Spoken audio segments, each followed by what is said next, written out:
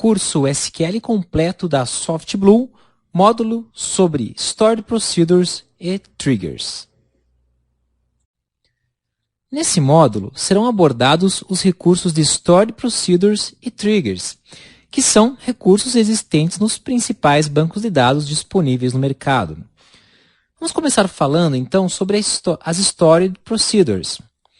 Esse nome, Stored Procedures, é dado ao recurso que possibilita armazenar no servidor de banco de dados códigos SQL para serem executados em um determinado momento. Traduzindo esse termo para o português, podemos definir o termo procedimentos armazenados, pois são procedimentos que ficam armazenados e disponíveis no banco de dados, aguardando a sua execução.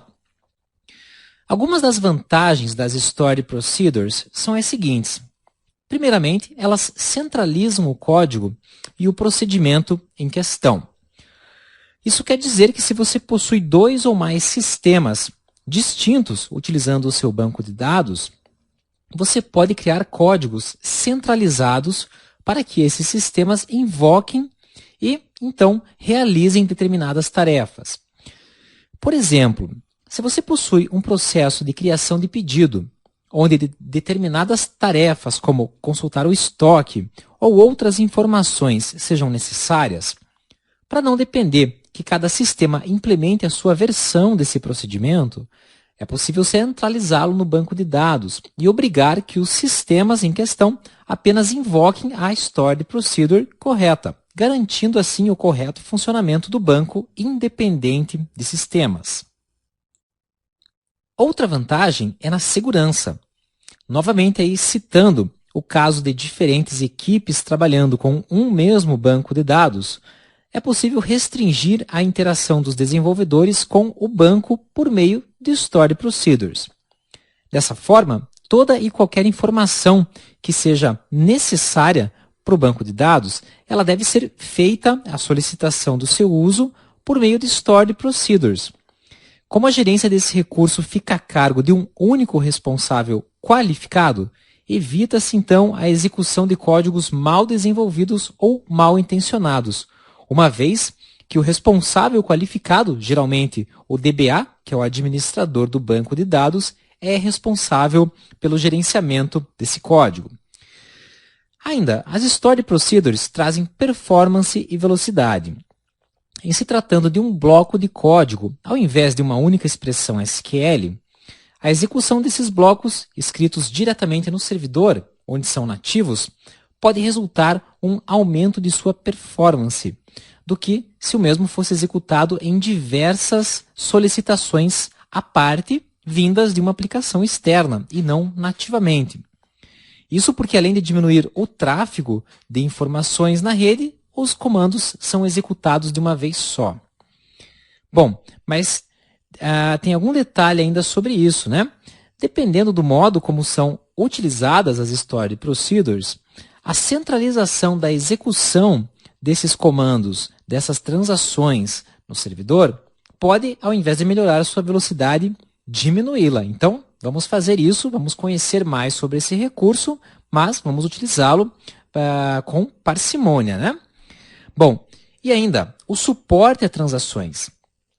Com a utilização desses blocos de código do lado servidor, do banco de dados, pode-se garantir que toda a operação seja executada ou, caso algum erro ocorra, que nenhuma ação seja salva no banco de dados de forma inconsistente.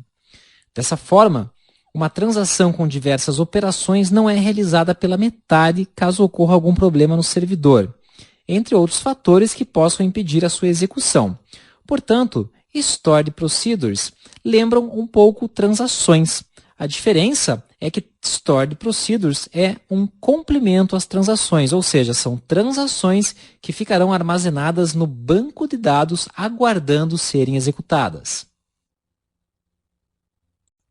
Nesse slide, um exemplo de necessidade de utilização de Stored Procedures será apresentado.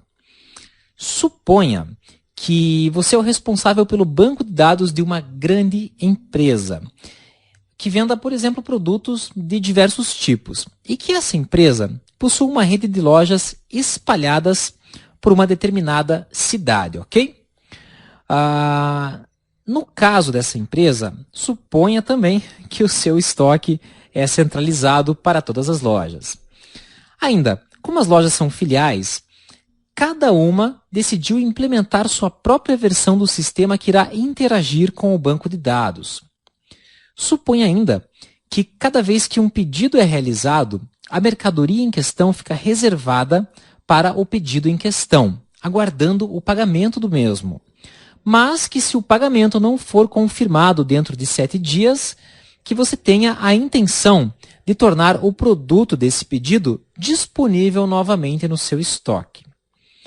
Para realizar essa tarefa, você vai precisar de um código que verifique no banco de dados os pedidos abertos e não confirmados com mais de 7 dias e então removê-los, para trazer os produtos novamente para o seu estoque. Você pode ainda criar esse código em cada sistema existente e assumir o risco de que cada sistema irá implementar corretamente essa funcionalidade.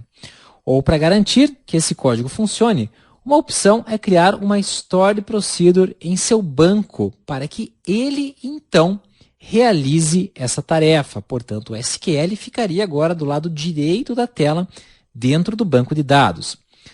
Dessa forma, você não vai precisar se preocupar se o sistema das lojas estão com esse código implementado e funcionando corretamente. Suponha, inclusive, que a lógica dessa funcionalidade precise ser alterada de 7 dias para 10 dias o tempo que um pedido ficará aguardando o pagamento.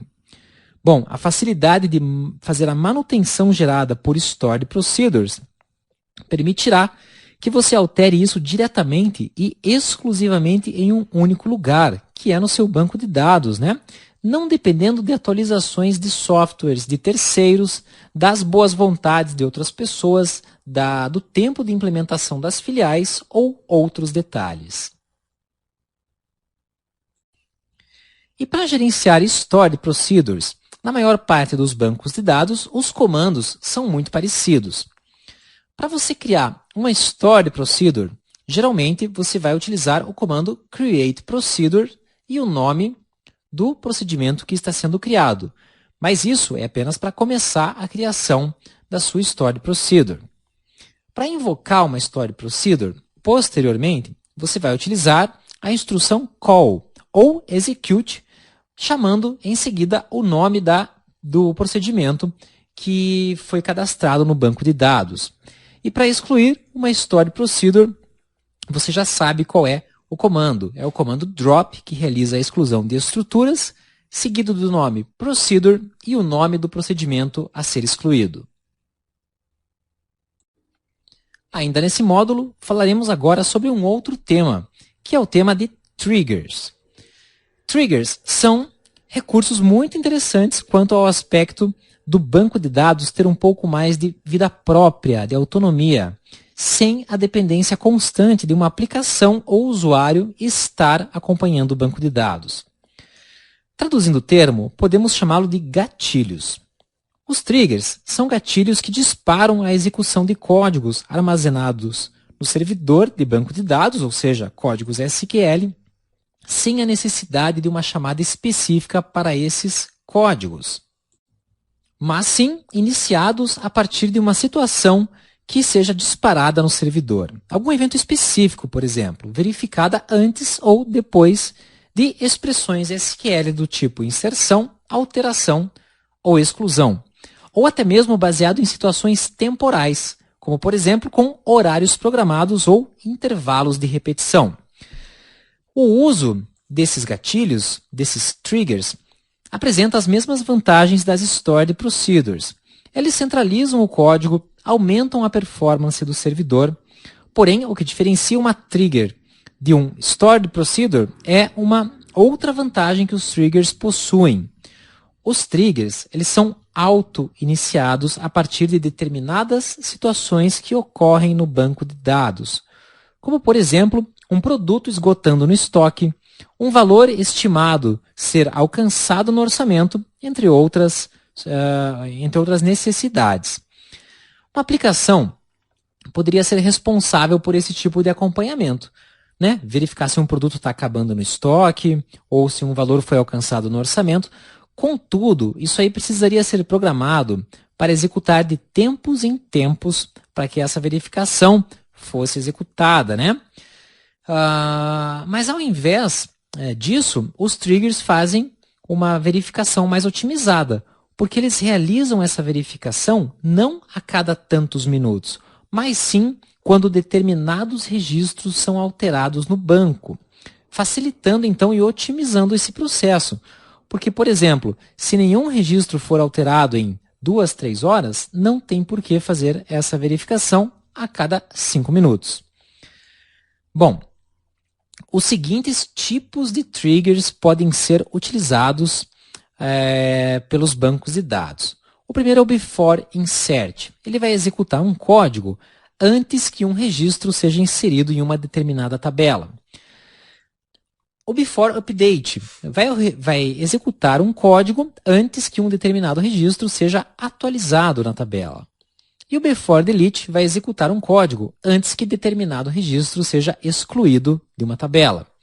Bom, e se eu quiser fazer depois da inserção, depois da alteração ou depois do delete? É simples. After insert executa um código após uma inserção. After update executa um código após um update, uma atualização. E after delete executa um código após uma exclusão de registro. E se o seu trigger se o seu trigger precisar ser disparado por algum evento temporal, não se preocupe, existem formas de programar o seu trigger para que ele seja executado de tempos em tempos, e nós veremos isso ainda nesse módulo do curso. Para abordar um exemplo de trigger, considere o exemplo apresentado no slide de Stored Procedures, mas que agora observe que há uma barreira entre os sistemas que utilizam o banco de dados e ele mesmo, pois agora o banco possui o recurso de triggers, que possui uma espécie de vida própria e permite invocar códigos SQL de forma independente, de forma que mesmo que os sistemas não consigam conversar com o banco de dados durante algum período, o banco de dados poderá executar determinados códigos baseado em eventos temporais e manter os pedidos corretamente dentro dos seus prazos de validade. Para criar triggers, geralmente é utilizado o comando createTrigger, seguido do nome do trigger que está sendo criado, do seu tipo e a informação de qual tabela, no caso aí, para gerenciar o disparo desse gatilho. Se você quer que determinada tabela dispare um código assim que um registro for inserido ou atualizado, você faz o cadastro desse gatilho informando para qual tabela e para qual ação que será disparado então o trigger em questão. Para você excluir um trigger, basta utilizar então a sintaxe drop trigger seguido do nome do trigger. Bom, essa foi a última aula teórica aqui do curso de SQL da SoftBlue. E nós agradecemos você e parabenizamos você, aluno, você, aluna, por ter concluído esse curso, Você ainda está no processo de finalização, mas você concluiu já a etapa das aulas teóricas. O objetivo da SoftBlue é oferecer cursos na área de programação. E como o SQL é muito importante, pois pode ser utilizado por praticamente todas as linguagens de programação, a SoftBlue optou em oferecer gratuitamente esse curso para todos que tenham interesse. Ajude-nos a divulgar esse curso. Se você gostou do curso e conhece pessoas que precisam aprender ou melhorar seus conhecimentos em SQL, indique o nosso curso para elas. Ajude-nos também enviando críticas e sugestões para a melhoria do curso, para que possamos melhorar ainda mais a qualidade do nosso material online.